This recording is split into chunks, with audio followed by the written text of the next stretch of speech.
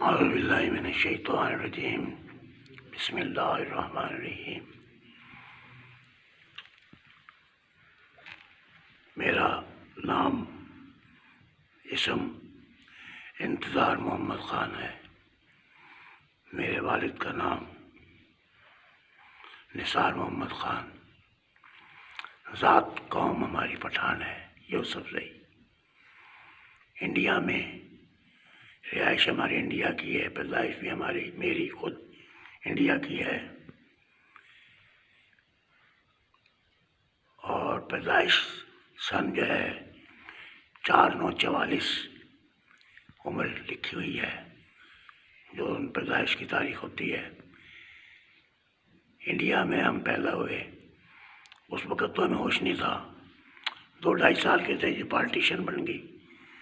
हमारे वालिदैन वो हिजरत करके जैसे सारे आए, वो मुल्तान में आ गए और मुल्तान में इंडिया में हमारा घर मोहल्ला कोट में था। कसाईयों का एक मोहल्ला था शहर के अंदर, मोहल्ले बने हुए थे वहाँ, तो वहाँ मोहल्ला कोट कहलाता था। उसमें तकरीबन तमाम शेख कुरैशी कसाई, जिन्हें गोश्त काटने वाले कहते हैं, उनकी रिहाइश थी वहाँ सिर्फ हमारा एक ही घर था। और वहाँ के मोहल्ला कोट के बहुत से आदमी अगर जिंदा हैं तो वो हमें पहचानते हैं, जानते हैं कि पठानों का सिर्फ एक ही घर था, बाकी सारे शेख कुरैशी थे। हिजरत के बाद भी जब हम पाकिस्तान में जब आए तो उस वक़्त भी मुल्तान शहर के अंदर ही वही मोहल्ला कोट हमें मिला जो इंडिया में था। वही हमारे हमसाए, वही हमारे पड़ोसी जो इंडिया में थे, वही यहाँ इसमें आके रिहाइश पजीर हो गए। हमें भी एक छोटा सा मकान, जबकि हमारा बड़ा मकान था इंडिया के अंदर। तो बातें तो बहुत सारे करते हैं, मगर प्रैक्टिकल अब मेरे पास फ़ोटो वगैरह तो नहीं है। वैसे हमारा भाई इंडिया गया था और वहाँ के वो कोई कमी थे, कुमार थे या लोहार या दरकान, ये मुसलमान हैं वहाँ, उनसे फिर दरियावत किया था कि इस तरह यहाँ कोई पठानों का घर है। उन्होंने बताया कि ये कोठी उनकी है, पठानों की, यहाँ पठान रहते थे। वो फिर फ़ोटो भी लेके आया था, और मेरे पास यहाँ तो मौजूद नहीं है। कोशिश करूँगा अगर मुझे मिल गए तो मैं उनकी आपको दे दूँगा। मैं खैर वही मोहल्ला आ गया, यहाँ रिहाइश पजीर हो गए। मैं तो बच्चा ही था जब मेरी उम्र पढ़ने लिखने काबिल हुई, तो हमारे शहर के अंदर ही मोहल्ला कोट से दूसरी गली में सिटी सेंटर प्राइमरी स्कूल था गवर्नमेंट का। मुल्तान शहर के अंदर city centre government primary school में मैंने इब्तिदाई तालीम, कुरान शरीफ। हमारा घराना वालदा की तरफ से पीरों का घराना कहलाता था। हमारी वालदा महम की थी, हमारे वालिद रोहतक के थे। वो किस तरह अल्लाह को जैसे मंजूर था उनकी शादी हो गई थी। इस वास्ते जो हमारे वालदा की तरफ से हमारे नाना वो वहाँ इमामत कराते रहे महम शरीफ के अंदर, सुनने में यही आया था। और उनके पीरो मुर्शद वो महम में एक सिलसिला शुरू हुआ था। तकरीबन 200 घर पीरों के महम शरीफ के थे। उनमें से खिदमत जो थी हमारे नाना को मैसर आई के जो मस्जिद के इमाम थे वहाँ उस वक़्त इंडिया के ज़माने में। तो वालिदैन की तरफ से तो माशाअल्लाह हम सारे 100 मसलात के पाबंद थे। जैसे बच्चे बड़े होते रहे, हमारी वालदा का ये नसीहत भी थी और उनका ये कहना भी था कि बच्चों जब भी तुम जाओ नमाजी परहेज़ी ज़रूरी होना है। तो अल्लाह का शुक्र है हमारा पूरा घर नमाजी परहेज़ी 100 मसलात के पाबंद है। तो वहाँ से मस्जिद साथ ही थी, पीपल वाली मस्जिद, जो हमारे एक मकान से अगली गली में थी। मशहूर मारूफ मस्जिद है वो पीपल वाली मस्जिद। उसमें इब्तिदाई तालीम कुरान शरीफ की, जैसे इमाम मस्जिद के यहाँ तमाम नाज़िरा लोग पढ़ते हैं, हमने भी वहाँ पढ़ी। स्कूल में मैंने प्राइमरी स्कूल 5 जमात सिटी सेंटर स्कूल में वहाँ पास किया। उसके बाद मेरा दाखिला हमें मिल गया गवर्नमेंट पायलट सेकेंडरी स्कूल, जिसे इंडिया के ज़माने में मुल्तान हाई स्कूल कहा जाता था। वो फिर बाद में उसमें हमें दाखिला मिला। बाकी तमाम स्कूलों में बग़ैर इंटरव्यू के, बग़ैर तहरीर टेस्ट के 5वीं जमात के बाद दाखिला मिलता था। मगर गवर्नमेंट स्कूल का पायलट सेकेंडरी स्कूल मेरा ख्याल है मुल्तान में सिर्फ एक ही था, बाकी सारे दूसरे प्राइवेट थे। हरमगेट में हाई स्कूल था, एक मुस्लिम हाई स्कूल था, मुख्तलिफ तरह के वहाँ बहुत से स्कूल थे, मगर गवर्नमेंट की तरफ से एक स्कूल था जिसमें तमाम अच्छे तालिब इल्म जो होनहार तालिब इल्म थे वो तहरीर टेस्ट के बाद, इंटरव्यू के बाद वहाँ लेते थे। बाकी किसी और स्कूल में ये रिवाज नहीं था। वहाँ फिर हमने दाखिला हमें मिल गया, अल्लाह ने करा। मैंने वहाँ फिर मैट्रिक तक तालीम government pilot secondary school Multan से हासिल की। उसके बाद फारिग हो गए मैट्रिक में। उससे पहले जबकि मैं 8वीं जमात का तालिब इल्म था, ये पीर साहब हमारे जहाँ मैं अब बैठा हुआ हूँ आस्ताना अलिया अमीनिया पर, ये पीर मुर्शद ये हमारे मकान पे घर में गए, क्योंकि हमारी वालदा के ये खालाजाद भाई थे। तो मुझे अच्छी तरह याद है कि जब हमारे घर की रिश्तेदारी थी, जब वो हमारे घर गए, जाने के बाद उन्होंने हमारी वालदा को शौक पैदा हुआ। वालदा ने कहा कि भाई, पीर साहब को भाई कहते थे, भाई मेरा दिल ये कर रहा है कि मैं मेरा नाम लेके इंतज़ार मेरा नाम लिया, वालदा इंतज़ार नाम से पुकारती है। तकरीबन सारी माएँ अपने बेटों को उसी नाम से ही पुकारती हैं। तो मुझे पुकारती कहने लगी कि भाई मुझे, मेरा ख्याल ये है, मेरा इरादा है और कि किसी तरीके से मैं इसको दीनी तालीम दिलाऊँ। पीर हाफिज़ अमीनुद्दीन महमी रहमतुल्लाह अलैह ने मुझे पास बुलाया, हमारे घर में मौजूद थे। इशा के बाद का ये वाक़या है। बुला के मेरे सिर पे हाथ रखा पीर हाफिज़ अमीनुद्दीन महमी रहमतुल्लाह अलैह ने, और मेरे से पूछा, बेटा कौन सी क्लास में पढ़ते हो? मैंने कहा, अब तो मामू जी कहा करते थे उस वक़्त, तो हमें तो पता नहीं पीर होगा कि पीर क्या है क्या नहीं है, अजरू है रिश्तेदारी के बस। मामू जी मैं तो 8वीं जमात में तालिब इल्म हूँ। आपने फरमाया, बेटा ऐसा करना, जो 10वीं जमात, मैट्रिक तो नहीं कहा करते थे, आम अल्फाज 10वीं जमात थी, 10वीं जमात में जब आप पास कर लें तो मेरी वालदा से मुखातिब होकर कहा, हमारी वालदा का नाम था ज़ोहरा, ए ज़ोहरा तुम इसको मेरे पास भेज देना। जो मेरी समझ में, मेरी अक्ल शऊर में, मेरे ख्याल के अंदर, मेरे इल्म में बात यहाँ से जब मैं आने के बाद मालूम हुआ कि तो पीर साहब ने पहले ही बुशारत दे दी थी, जबकि मैं 8वीं क्लास का तालिब इल्म था। पीर साहब ने कहा कि 10 जमात कर लोगे तो मेरे पास ज़ोहरा भेज देना। मैं या तो अपने पास सिर्फ 2 अल्फाज अदा करें, या तो मैं अपने पास रख लूँगा, या फिर साथ ही बसीरपुर का एक दरस है जो इंडिया के ज़माने से यहाँ तक तालीम दे रहा था, कि वो दरस हमारे नज़दीक है और उस्ताद मेरे दोस्त हैं, मैं वहाँ दाखिला दिला दूँगा। मैट्रिक करने के बाद हमारा ख्याल नहीं रहा कि भाई ये बात कही थी या नहीं कही थी, तो ख्याल से बात सबकी उतर गई। हमारा घराना गरीब था, एक मेरे वालिद साहब थे जो कि कमाई करते थे और वो कांस्टेबल थे पुलिस में। उन्होंने पुलिस सर्विस इंडिया से भर्ती हुए थे, यहाँ आने के बाद भी कांस्टेबल थे। सेक्शन ग्रेड मिला, कोई तरक्की मिली, फिर वो वापस ले ली गई। खैर वो हमारे वालिद एक कमाया करते थे, 8 हम बहन भाई थे, जिसमें सबसे बड़ा मैं था। मेरे बाद हाजी इश्तियाक खान थे, उसके बाद जुल्फ़िकार खान, उसके बाद इफ्तिखार खान, आखिर में हमारे फयाज़ खान, उसको पप्पू कहा करते हैं।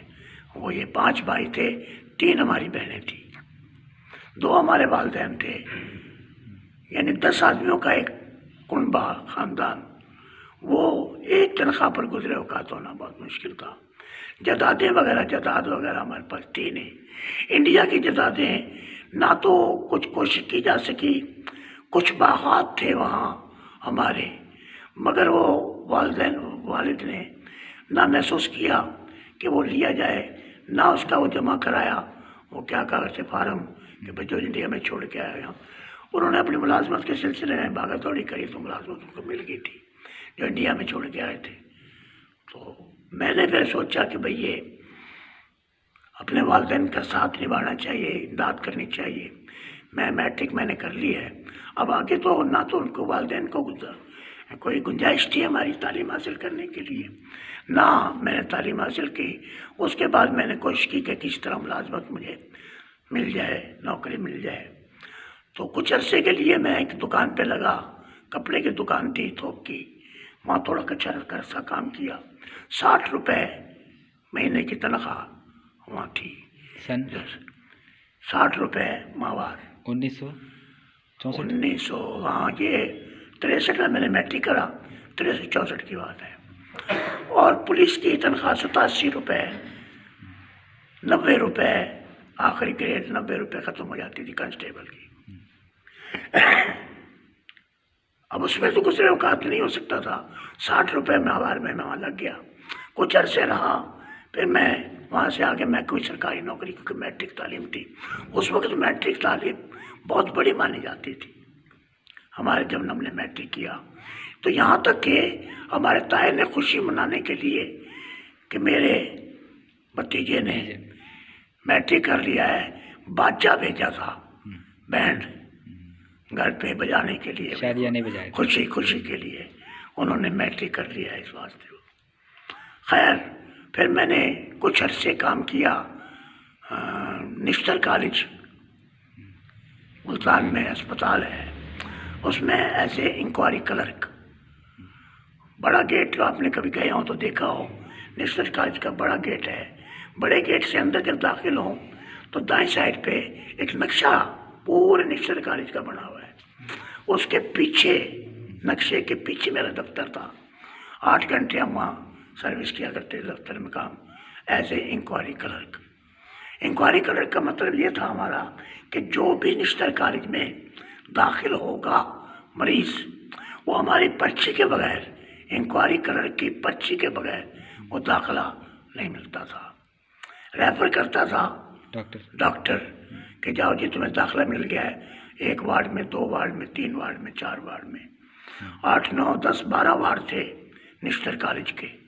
जिसको भी दाखिला मिलता था वो पर्ची लेकर हमारे पास आ जाता था। फिर हम एक पर्ची उसको 2 डुप्लीकेट पर्ची बना के देते थे। वो मरीज़ को फिर ले जाने वाला उस पर्ची से फिर आगे वार्ड में दाखिला दिया जाता था। ये वहाँ काम था। तो 3-4 महीने वो काम किया। वो मैं बीमार हो गया बहुत ज़्यादा सख्त, और बीमारी की हालत में मुझे वो मुलाजमत छोड़नी पड़ी। फिर मैंने laboratory attendant government degree college Multan में ही है, गवर्नमेंट पायलट सेकेंडरी स्कूल के साथ ही हुआ करता था।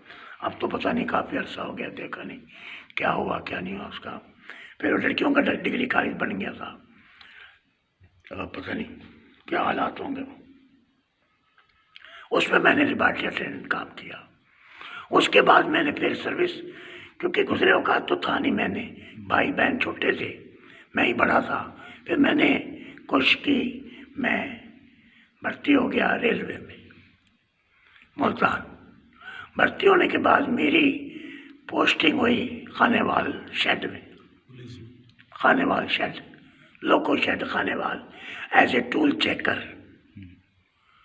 एज ए टूल चेकर, जो सामान ड्राइवर लेकर आता था टूल का, वो हमारे पास जमा कर दिया जाता था, और जब वापस लेके जा रहा है वेल डिपैचर, वो हम किया करते थे। जो सामान आ जाता था वो रख लेते थे, फिर वापस ले जाता था।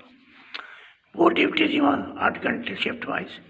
वहाँ हमारा दिल कुछ नहीं लगा, क्योंकि हमारे जो साथी थे वो कुछ बेईमान किस्म के आदमी थे, क्योंकि वो हमारी ड्यूटी में वो निकाल लेते थे औजार वगैरह, और वो सिर्फ चाय के एवज में, वो चाय बड़ी चीज़ थी, वो दूसरों को देकर अपना गुजारा। हम नए नए आदमी थे, हम ना समझ सके वहाँ। वो फिर मैं आ गया मुल्तान। इतने में सन 1965 की जंग शुरू हो गई, और जंग शुरू होने के बाद मैं मुल्तान आया। मैंने जब देखा तो बड़े बड़े छोटे छोटे बच्चे हाथ में स्टिक पकड़े हुए, वर्दी उन्होंने पहनी हुई है, और वो गश्त लगा रहे हैं बाज़ारों में, जिसके मर्जी मार देते, जिसको मर्जी कुछ कह देते। हमने कहा यार ये नंबरदारी अच्छी है। वहाँ से तो ये नंबरदारी बढ़ जाओ, हमारा खुदा का शुक्र है कद भी है, तालीम भी है, तो हमें भर्ती कर लेंगे। वो हमारा इरादा हुकूमत करने का हमारा इरादा हुआ कि चलो हम हुकूमत करेंगे अवाम पर। वो ऐसा हुआ कि जब हम भर्ती हो गए, उसके अंदर भर्ती होने के बाद हम सिलेक्शन हमारी होगी, हम सिलेक्ट हो गए।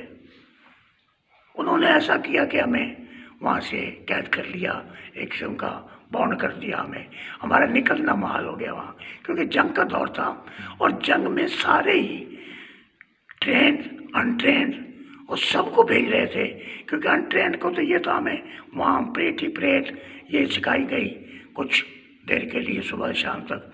एक हफ्ता रखने के बाद हमें रवाना कर दिया लाहौर वाल्टन के लिए। बजाय हम बाज़ार में गश्त करते या हुकूमत करते तो हम तो वहाँ तो फंस गए। हमारी पूरी प्लाटून थी वो जनाब शिफ्ट हो गई लाहौर। उस वक्त जंग का दौर था, जंग लगी हुई थी और उसके ऊपर हमारी ड्यूटी फिर पुलों पर लगा दी गई, बैरेज पर लगा दी गई, कहीं कोठियों पर लगा दिया, ऑफिसरों की कोठियों पे। असल पुलिस को भी आगे भेज दिया था सन 65 की जंग में। जो पुलिस मुस्तकिल पुलिस थी वो उनको हम तो टेम्परेरी थे, अभी तो वो हमें ड्यूटियों के लिए हमें पीछे भेज दिया, उनको फिर आगे फॉरवर्ड कर दिया था। कुछ अर्से वहाँ रहने के बाद अमन हो गया, 65 की जंग ख़त्म हो गई, हमें फिर ट्रेनिंग के लिए वाल्टन में रख लिया गया। वहाँ हमने 3 महीने ट्रेनिंग की। उन्होंने कहा ये इमरजेंसी ट्रेनिंग दो, 3 महीने में ट्रेन कर दो इन्हें, तो अगला बैच आ जाएगा। हमने 3 महीने में रात दिन करके फारिग हो गए। हम वो करें नहीं 6 महीने करो। फिर उन्होंने कहा नहीं पूरे हो, इन्होंने ड्यूटी दी थी बाहर, वो ड्यूटी भी इसमें लगा के 11 महीने में हम कोर्स करके वहाँ से वाल्टन से बाहर निकले। फिर मुल्तान शिफ्ट हो गए। मुल्तान में आने के बाद मुख्तलिफ जगह पर ड्यूटियाँ शुरू हो गई थी और ऐसा हुआ कि अच्छा नंबर थे हमारे उसके अंदर वाल्टन के अंदर पूरे सेंटर में। मेरा ख्याल है तकरीबन, मेरे पास तो याद नहीं है, 7वां 8वां नंबर था 300-400 आदमियों के अंदर सही हमारा बैच था। उसमें मेरा 8वां नंबर उसके अंदर पुलिस में था। फिर यहाँ आने के बाद हमने सिलेक्शन ग्रेड लिया, कुछ तरक्की उसमें की। फिर मेरा तबादला इन्होंने मुझे सिलेक्ट कर लिया ड्रिल इंस्ट्रक्टर कोर्स के लिए। ड्रिल इंस्ट्रक्टर कोर्स के लिए फिर मैं वहाँ से मुझे शिफ्ट कर दिया शहदादपुर के लिए। वो हमारा सेंटर था, वहाँ हवालदारी का कोर्स भी होता था और कैडर का क्लास भी होता था, और जो छोटे मोटे हैं जैसे गैस वगैरह टीयर गैस फेंकने के लिए ये वो कोर्सेज वहाँ किए जाते थे। तो 6 महीने का पीरियड था हमारा। 6 महीने के कोर्स के लिए हमें शहदादपुर जाना पड़ा। वहाँ फिर हमारा दिल मानने लगा, क्योंकि वहाँ नहर का पानी था, वो नहर का पानी फिल्टर करके दिया जाता था और वो सिंधी लोग बड़ा ताज्जुब करते थे पंजाब वालों से, बहुत ही हर मुकाम पे ही ताज्जुब करते थे, हमारे से बहस हो जाती थी। 27 ज़िले थे हमारे वहाँ, 27 ज़िलों के चीता बंदे 2-2 एक वहाँ कैडर के लिए ड्रिल इंस्ट्रक्टर कोर्स के लिए गए थे। वहाँ अल्लाह का एहसान, बड़ा शुक्र हुआ। वहीं मुझे एक अजीब चीज़ मिली जो शायद अभी तक ज़िंदगी में दोबारा ना मिल सकी हो, वो थी लैलतुल कद्र की रात। वो वहाँ सेंटर में मुझे मुयस्सर आई, जबकि हम 27वीं रात थी।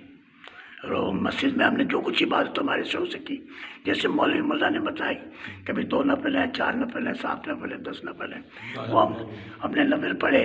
नफल पढ़ने के बाद वो वैसा था कि उन लोगों को अच्छा तो वो नहीं था, कभी छुट्टी तो होती नहीं थी किसी सरकारी महकमे में। 27वीं तारीख की 27वें रमज़ान की छुट्टी नहीं होती थी। और हालांकि इस्लामी जमहूरिया पाकिस्तान है, इसमें तो लामहला 27वीं रात जागने की रात होती है सारी, तो सारे मुसलमान जागते हैं और जागने से छुट्टी का दिन होना चाहिए। मगर सुबह छुट्टी नहीं थी, हमें पीटी परेड करनी थी। हमने अगर ना सोए तो फिर वहाँ कैसे सवेरे उठेंगे। मैं वहाँ से 2 बजे 2:30 बजे, मुझे अच्छी तरह टाइम वक्त नहीं याद, मैं वहाँ से चला और मैं मजनू तौर पे दीवानों की तरह अपनी बात कर रहा हूँ। मैं जो कह रहा था जी। मैं वहाँ से गुजर रहा था, चांद निकला हुआ था, दरख्तों को मैं ये कहता जा रहा था, क्योंकि थोड़ा फासले पे मेरा क्वार्टर था, कि दरख्तों तुम गवाह हो जाना कि हमारे जितनी वो इबादत हो सकी 27वीं रात को हमने की है। अब अल्लाह का फजल हो जाए तो 27वीं रात का दीदार भी हो जाएगा।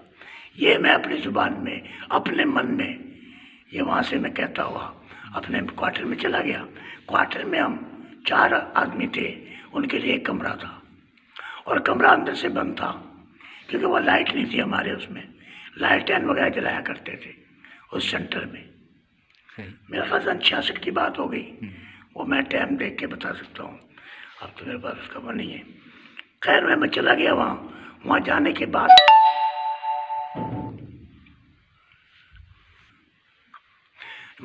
बाद अब मैंने सोना था, कुछ थोड़ी सर्दी थी।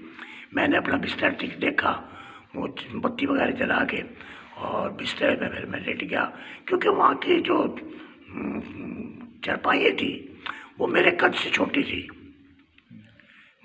सिंधी लोग अक्सर कोई इतने बड़े हमने नहीं देखे कि जवान लंबे चंगे तकड़े नहीं देखे। वो सूखे हुए से बटे कद छोटे, दाढ़ियाँ छोटी, मूछें बड़ी, नशे किस्म के लोग तकरीबन सिंधी होते हैं। तो वहाँ उनकी जो थी चारपाइयाँ छोटी थी, हमें जो मिली थी, तो मेरे पैर बाहर निकल रहे थे और मैंने रज़ाई अच्छी तरह से मुंह पर लेकर उसमें मैं लेट गया। कुछ देर के बाद, अब ये मैं नहीं कह सकता मैं सो चुका था, ये नहीं मैं कह सकता मैं जाग रहा था, कोई शख्स आ रहा है और मेरे टांगों के पास मेरे महसूस हो रहा है पैरों के ये पौरे, अंगूठा, टांगे की ये क्या ना उंगलियों से कोई बंदा मिस हो रहा है, छू रहा है, उसका पेट छुआ जा रहा है। मेरा ये महसूस मुझे हो रहा है कोई आदमी चल रहा है कभी इधर कब, उसने मेरे हाथ पे, पैरों की साइड पे से होके मेरे हाथ पे, सीने पे हाथ रखा। इतना बड़ा था ये, क्या था वो। जब सीने पे हाथ रखा तो मुझे गनौदगी थी। तो जब मेरी आँख खुली तो इतनी रोशनी थी वहाँ कि मैं बयान नहीं कर सकता। तो कुछ लम्हात के लिए, सेकंडों के लिए, तो ख्यालात तो ये थे कि हो सकता है रात 27वीं रात हो जाए। तो वहाँ पर वो गुजर चुकी थी। वो बाद में ख्याल आया कि वो जो दुआ मांगते तो कबूल हो जाती। तो वो बाद में जब आँख खुली तो देखा कि उसी तरह से मैंने रज़ाई ओढ़ी हुई है और रज़ाई के अंदर अंधेरा है। मैंने रज़ाई हटाई, इधर उधर देखा तो बाकायदा 3 सिपाही दूसरे सोए हुए थे। उन्होंने बिस्तर चारपाई, दरवाज़ा बंद था। महसूस ये हुआ कि दरवाजे में से दरवाज़ा खुला हुआ है और लाइट मेरे ऊपर पड़ रही है। जब मैं होश में आके देखा और देखने के बाद देखा तो उस तरह अंधेरा था, वहाँ कुछ भी नहीं था। सुबह हुई फजर की नमाज में जब हम गए मस्जिद में नमाज फजर अदा करने के लिए, तो वहाँ पर हमारा इमाम जो था वो भी महराब के अंदर इत्काफ किए हुए था। फिर उसने बताया कि आज की रात 27वीं रात है और हमें नज़र आई है। उसके बाद इसकी गवाही हुई कि एक धोबी था जो सेंटर की वर्दियों पर इस्त्री किया करता था, तो वो अपनी इस्त्री कर रहा था वहाँ उस वक़्त। उसने भी तस्दीक की कि हाँ मैंने भी वो रोशनी देखी है, जिससे हमें महसूस हुआ कि हाँ वाकई रात भी 27वीं थी, तारीख भी 27वीं थी और ये 2-3 गवाहियाँ हुई। तो हमने सोचा कि लो जी, हमने समझ लिया फिर तो कि लैलतुल क़द्र की रात है जो अल्लाह ताला ने हमारे पर इनायत की है। वहाँ से वापस आ गए जनाब। उसमें भी ऐसा हुआ कि वो 27 ज़िले थे जिसमें मैं भी शामिल था, जैसे सिंध के जैकबाबाद, थरपारकर, नवाबशाह, सक्कर, हमारे पंजाब के साहिवाल, मुल्तान, मुजफ्फरगढ़, डेरा गाजी खां, इस तरह 27 ज़िलों का एक जमघटा था वो बनाया हुआ जोन में। तो अल्लाह का एहसान, ये शुक्र हुआ कि मैं वहाँ पीटी परेड के अंदर भी ऑलराउंड 27 ज़िलों के अंदर ही अल्लाह ने करम कर दिया और मैं वहाँ से फर्स्ट नंबर निकल के वहाँ से आया। आने के बाद फिर मुल्तान शहर में रिज़र्व पुलिस में 6 महीने में वहाँ रिज़र्व पुलिस में रखा। वहाँ भी मैं मुंशी लगा रहा लंगर खाने में कि पुलिस वालों को लंगर की रोटियाँ पकवाना पे मेरे ज़िम्मे जिम्मेदारी बन गई थी कि मैं उनको दाल रोटी वगैरह जो सालन वगैरह वो पका के वहाँ तो कम से कम 30 या 900 बंदा 100-102 बंदा 2 टाइम रोटी खाता था। वो भी फिर मेरी जिम्मेवारी एक हवालदार था, एक मुझे सौंप दी गई कि आपने ये काम करना है। अल्लाह का शुक्र है वहाँ फिर हमने लंगर पकवाया और खिलाया और रिकॉर्ड हमने वहाँ पैसे कम दिखाए,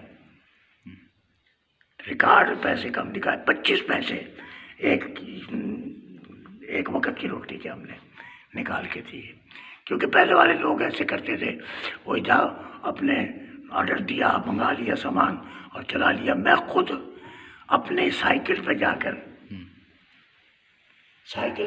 मैं वो दाल वगैरह लाना, सामान वगैरह लाना, जो लकड़ियाँ वगैरह लाना, तंदूर वाले को बुलाना, बातचीत करनी, वो मैं खुद अपने आप किया करता था, जिसकी वजह से हमारा बहुत सा कम खर्च हो गया।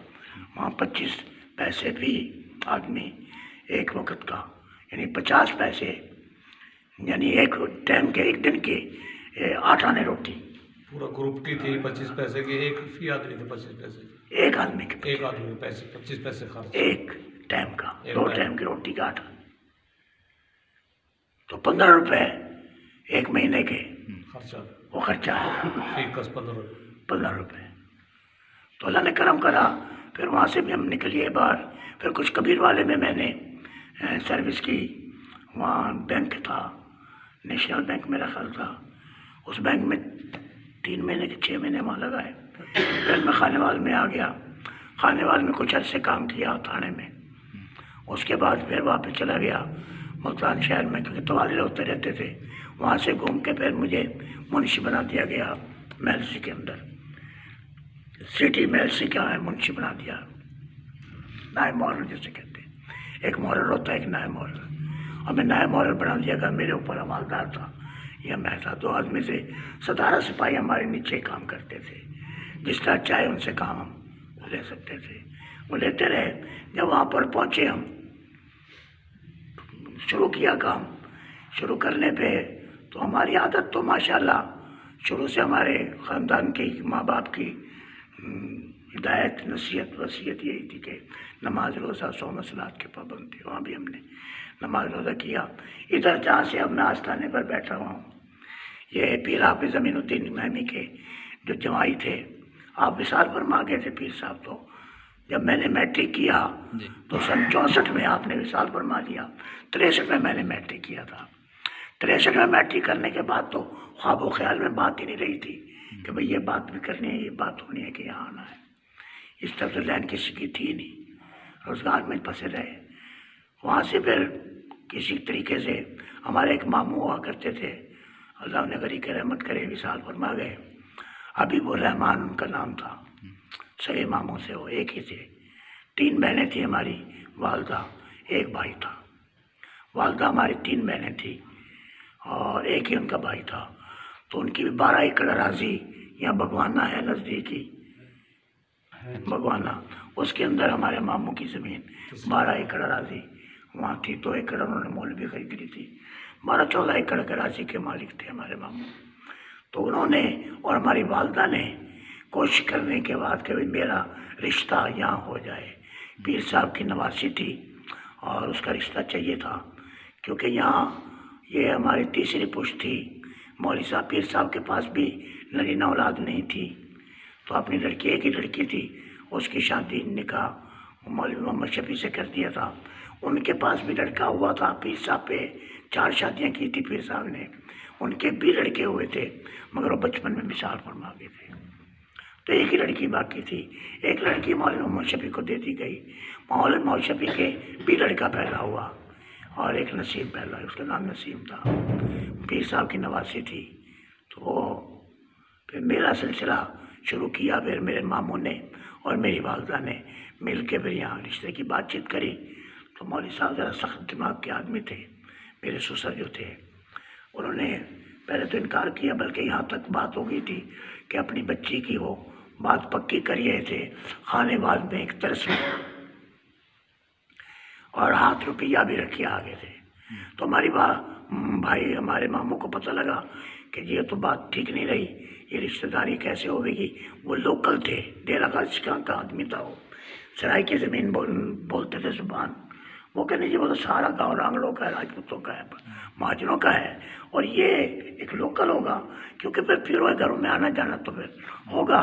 ये जेब नहीं दिया क्योंकि बड़े आदमी थे, बड़ी सोच थी उनकी।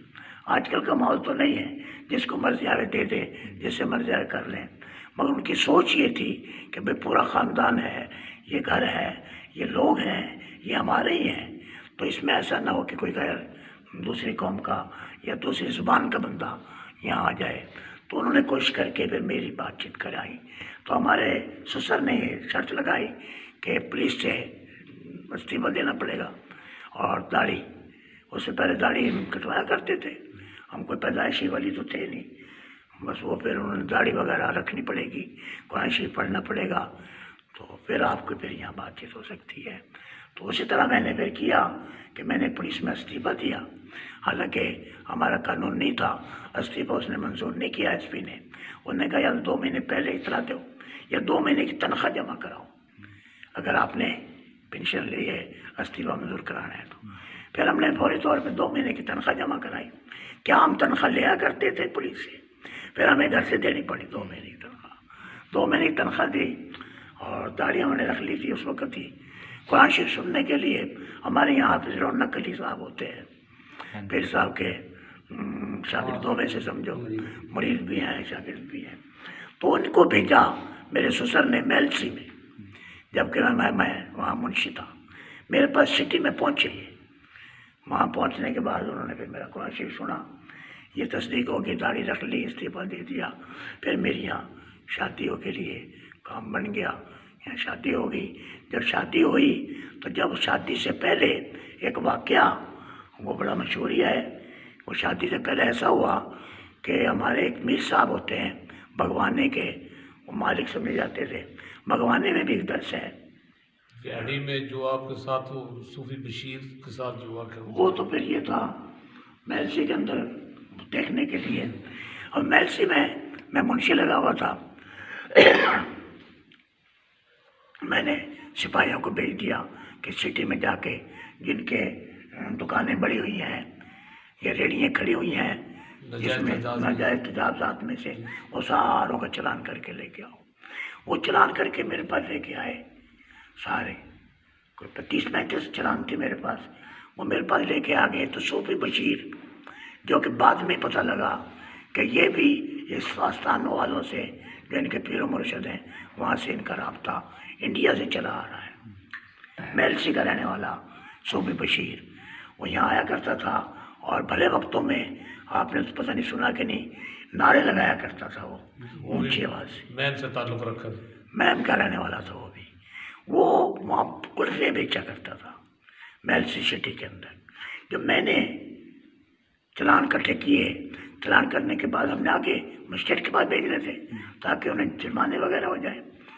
तो ये बशीर, सूफी बशीर जिसे कहा जाए, तो ये फिर वहाँ से इसने क्या काम किया कि इसको ये मालूम हो गया था कि महाजिर है। लोकल महाजिर की हर मकाम पे ही बातचीत होती रहती है, लोकल है या महाजिर है, उस जमाने में थी, हर कोई रखता था। तो उन्हें पता लगा महाजिर है, तो वो मेरे पास पैसे, मुझे ये वाक़ियत तो उसको नहीं थी कि ये कौन है कि मैं कौन हूँ। वो पैसे इकट्ठे करके किसी से 8 आने, किसी 4 आने, किसी 2 रुपये, किसी रुपये, वो खुले पैसे हुआ करते थे। वो एक रुमाल में बांध के वो मेरे पास लेके आ गया। उसमें दाढ़ी रखी हुई थी उसने, और उस कुल्फियाँ बेचता था, रेडी लगा के कुल्फियाँ बेचा करता था, क्योंकि वो भी शहर का बंदा था।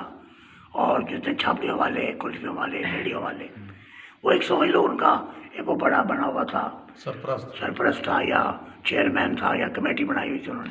वो मेरे पास आ गया। आने के बाद उसने कहा कि मुंशी जी ये जनाब ये 10 चलान आपने छोड़ने आ रही है पैसे है। अब वो जिंदा नहीं है, वो बेचारा मर गया है। मैंने 12 दफ़ा इन लोगों के सामने, नानकपुर वालों के सामने उसको बिठा के मैंने ये बात बताई कि हाँ सुना भाई, जब तुम मेरे पास पैसे लेके आए मैंने उसका क्या किया।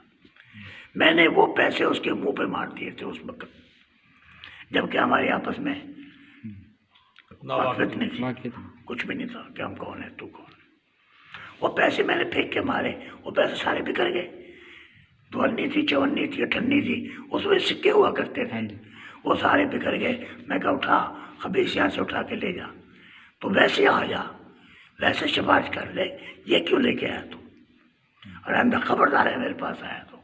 ये मैंने उसको बुला के यहाँ कई आदमियों के सामने ही बात मैंने बताई कि पूछो इससे मैं हमारा ये क्या रूटीन था, पुलिस में रहते हुए हमारा क्या रूटीन था।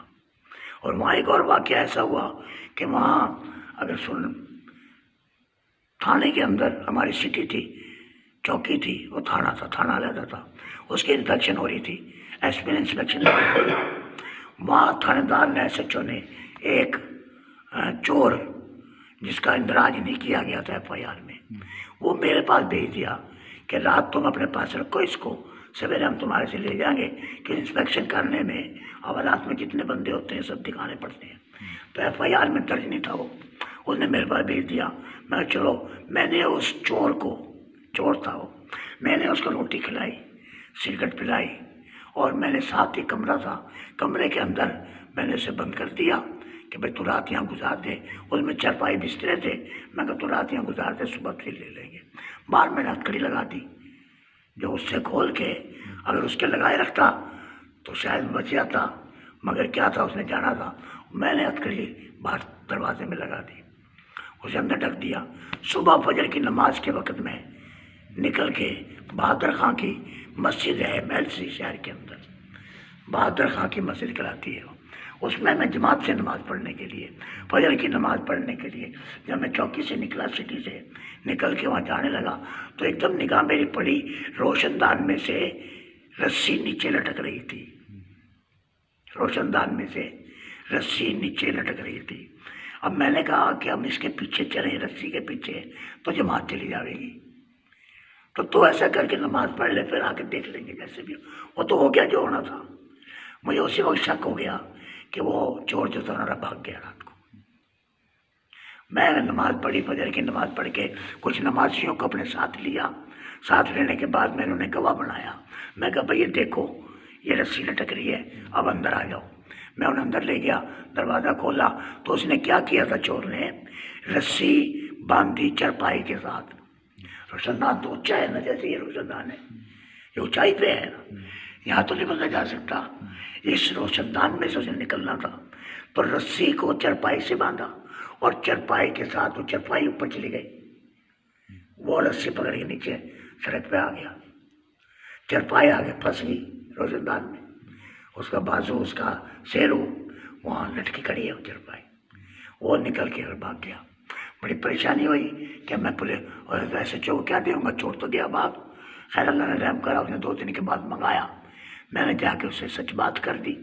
आज उस वक़्त पुलिस में कोई अव्वल तो मानते ही नहीं सच बात को। वो SHO ने यही कहना था कि अल्लाह ताला उसे अब तक जिंदा है तो अल्लाह ताला उसे दर्जात बुलंद करे, उसके नेक काम नेक बना, मेरे लिए तो नेक ही था।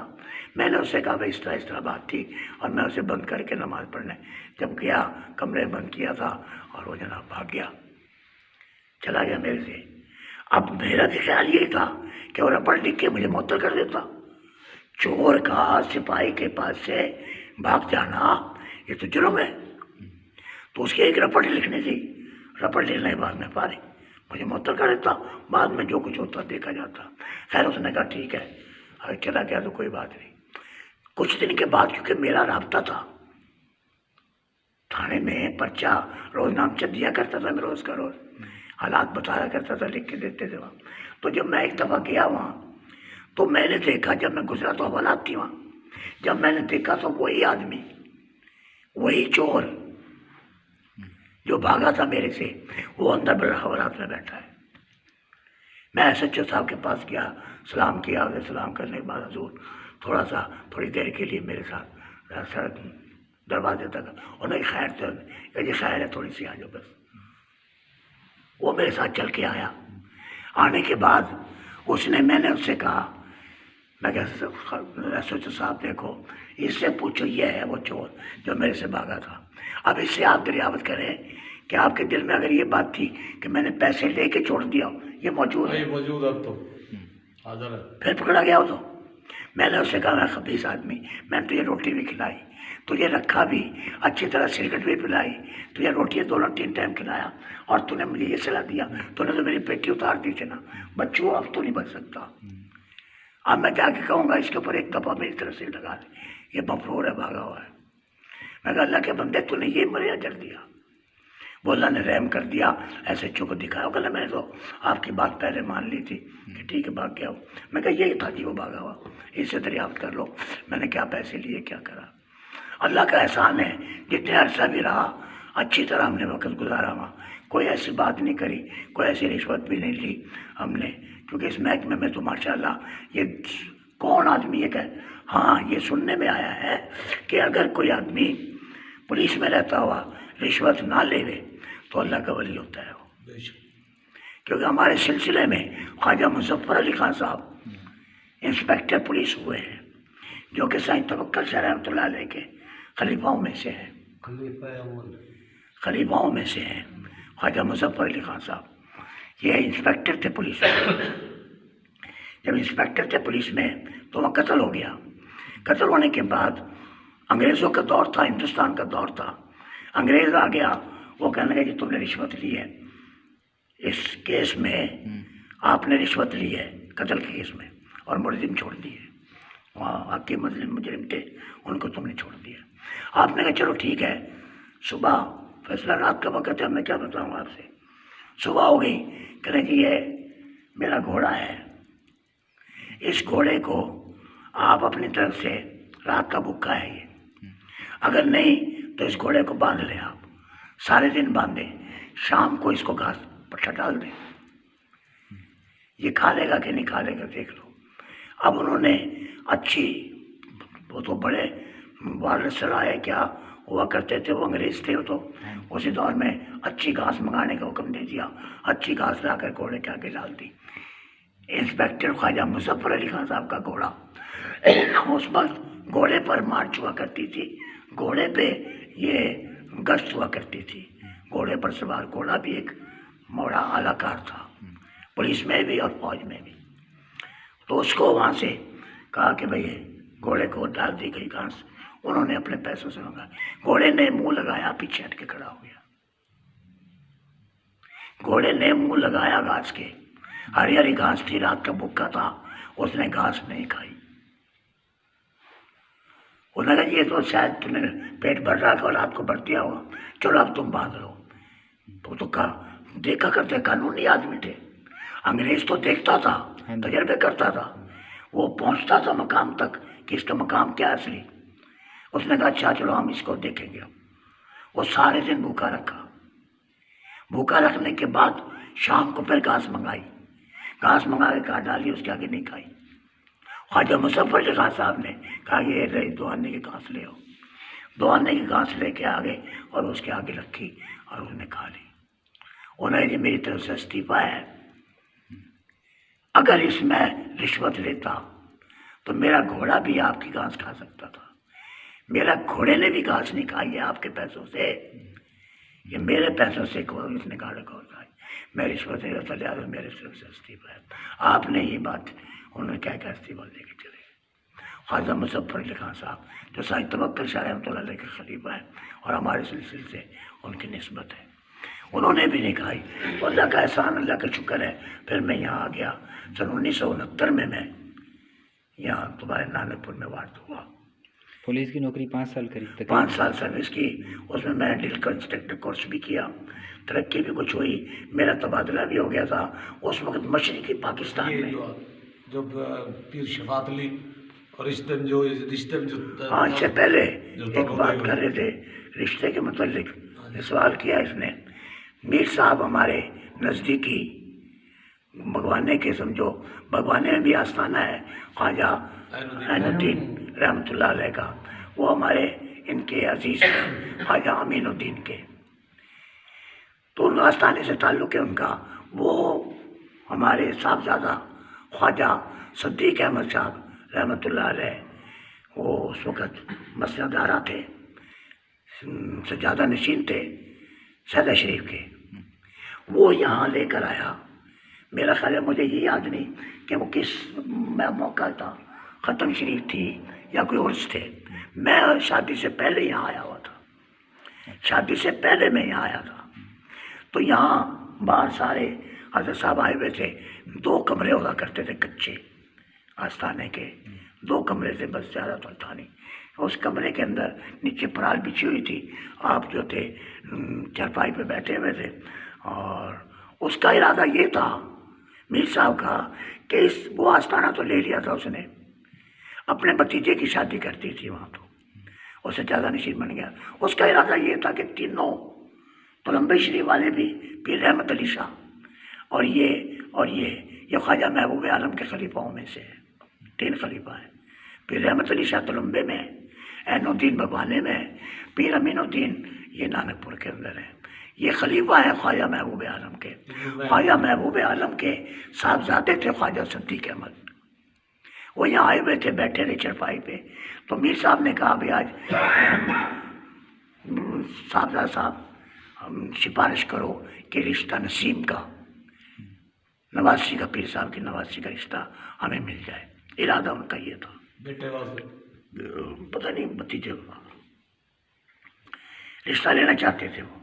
खैर वो बातचीत हो, कहना जी पहले पंचायत करेंगे, आदमियों को बुलाएंगे।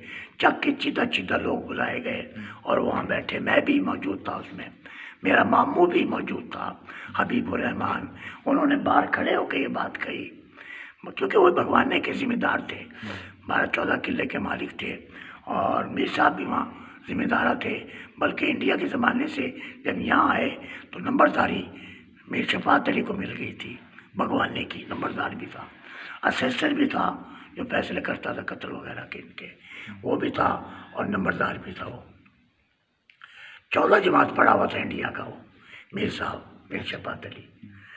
खैर वो आया, आने के बाद अंदर सारे लोग बैठ गए, मौलवी साहब भी आ गए, मैं भी आ गया। उस वक़्त मेरा ख्याल है ये हाजी मोहम्मद अली साहब जो इस वक्त तजब्जब में है, खुदा जाने क्या हो, एक वो थे, और सूफी कय्यूम साहब थे, हाफिज़ याकूब साहब थे, मैं था, और मेरे मामू थे। मामू ने ये अल्फाज कहे कि आज पीर का पता लगेगा कि जो अंदर बैठे हुए हैं ख्वाजा सिद्दीक हमेशा साहब दुनियादार के हैं कि दीनदार के पीर हैं, दुनियावी पीर है कि दीन के। अगर दुनियावी पीर हुए तो ये रिश्ता मीर साहब को दे देंगे, अगर दीन के पीर हुए तो रिश्ता नहीं जाएगा। ये आदमियों में कहा कि आज पता लग जाएगा कि पीर साहब कैसे हैं। खैर अंदर चले गए, मीर साहब पैरों की तरफ खड़े हो गए साहबजादा साहब के, हम ऐसे बैठे हुए थे चारों तरफ। तो मीर साहब ने कहा जी हज़रत साहब, साहबजादा साहब नज़र पाओ, नज़र डालो। मीर साहब ने कहा साहबजादा साहब, हज़रत साहब नज़र पाओ। आपने कुछ देर तक तवक्कुफ़ किया, खामोश रहे, ख्वाजा सिद्दीक मिर्ज़ा साहब रहमतुल्लाह अलैह। फिर आपने कहा मीर साहब साड़ी नज़र इतनी कमली नहीं कि हर एक से पै जाए। सुभान अल्लाह। ये दूसरी शहादत हमारी हुई यहाँ आने की। उस वक्त मेरी शादी नहीं हुई थी। सही। साड़ी नज़र इतनी कमली नहीं है कि हर एक से पै जाए। वो महफिल ख़त्म होगी, वो तो काम ख़त्म हो गया जिस काम के लिए बुलाई गई थी, महफिल निकल के बाहर आ गई। तो ये चीज़ भी फिर वहाँ आई। सन 1969 में मैं यहाँ आया तो उस वक्त ये हुआ था कि हमारा एक दिन मेरा ख्याल है निकाह भी लेट हुआ था 1969 में, क्योंकि ये है ना शकूर और खुशी मोहम्मद मुमताज़, इनके कोई जवाई था 21 चक में, उसकी लाश आई थी फौज की तरफ से कहीं से। तो उस वक्त इतना आपस में सलूक था चक का कि बाहर से भी कोई अगर इतला आ जाए कि फौतगी हो गई है तो वो उसको खुशी वगैरह बंद कर दिया करते थे। यानी उस ज़माने में इतना था। सन 1969 की बात है कि जब हम आए तो एक दिन पहले हमारा निकाह होना था, मगर उन्होंने फिर बताया कि इस तरह वहाँ लाश आई है 21 चक में, कोई इनकी रिश्तेदारी थी वहाँ, वो बहुत हो गया, इस वास्ते निकाह कल होएगा। फिर जुम्मे का दिन था, मस्जिद यही थी हमारी जिस वक्त मेरा निकाह होने लगा। तो ये सामने यहाँ जुम्मे का दिन था, जुम्मे के बाद सवाब बैठी थी। मेरा निकाह उस वक्त मौलाना हामिद अली खान साहब रहमतुल्लाह अलैह शेखुल मुहद्दिसीन मुल्तान में, ये रामपुर के थे, इंडिया में रियासत रामपुर थी। उनका सिलसिला वहाँ से वो चल रहा है। वो भी नक्शबंदिया सिलसिले ताल्लुक़ रखते थे। तो वो निकाह पढ़ाने के लिए मेरा निकाह मौलाना हामिद अली खान साहब ने, मुल्तान वाली सरकार, जिस वक़्त अगर आपका जाना हो कभी मुल्तान, तो एक तरफ गौस बावलक है, एक तरफ शाहरुख ने आलम है, और बीच में मौलाना हामिद अली खान साहब का मज़ार आएगा। तो इतनी बड़ी हस्ती हैं, उन्होंने माशाल्लाह हमारा जो था वो निकाह पढ़ाया। और हमारे गवाह ख्वाजा सिद्दीक़ अहमद शाह साहब रहमतुल्लाह अलैह हुए, और एक हमारे थे वो कारी मौसुद्दीन रहमतुल्लाह अलैह, वो भी विसाल फरमा गए। ख्वाजा सिद्दीक़ अहमद शाह साहब भी विसाल फरमा गए, मौलाना हामिद अली खान साहब भी विसाल फरमा गए। वो हवेली रखा के थे कारी साहब। उन्होंने बताया करते हैं कि हवेली रखा में एक हाफिज़ भी नहीं था, और उनके आने से, कारी मौसुद्दीन रहमतुल्लाह अलैह के आने से, वो पता नहीं कितने सैकड़ों उन्होंने हम हाफिज़ पैदा किए हवेली रखा में। एक मेरे वो गवाह थे, तो उन्होंने हमारा यहाँ निकाह हुआ, निकाह होने के बाद फिर हम यहाँ स्टे हो गए। और कुछ महफिल में सूफी काले खान साहब रहमतुल्लाह अलैह शामिल थे, निकाह के टाइम महफिल में शामिल थे सूफी काले खान साहब रहमतुल्लाह अलैह। ख्याल नहीं, पता नहीं थे कि नहीं थे। आपकी ये भी बता दीजिए, आपकी दस्तारबंदी कैसे हुई? और बात में हुई नहीं, ये तो अब मैं यहाँ आ गया ना, हाँ जी। अब यहाँ आके फिर यहाँ पहुँच गया। कल से इंशाल्लाह ये तो फिर आगे बस वही। जब दस्तारबंदी होगी तो फिर वो बता देंगे। कल से स्कूल शुरू करें। चलो ठीक हो गया जी, शुक्रिया, बड़ी बड़ी मेहरबानी जी। काफ़ी टाइम हो गया। देख लो इसमें कुछ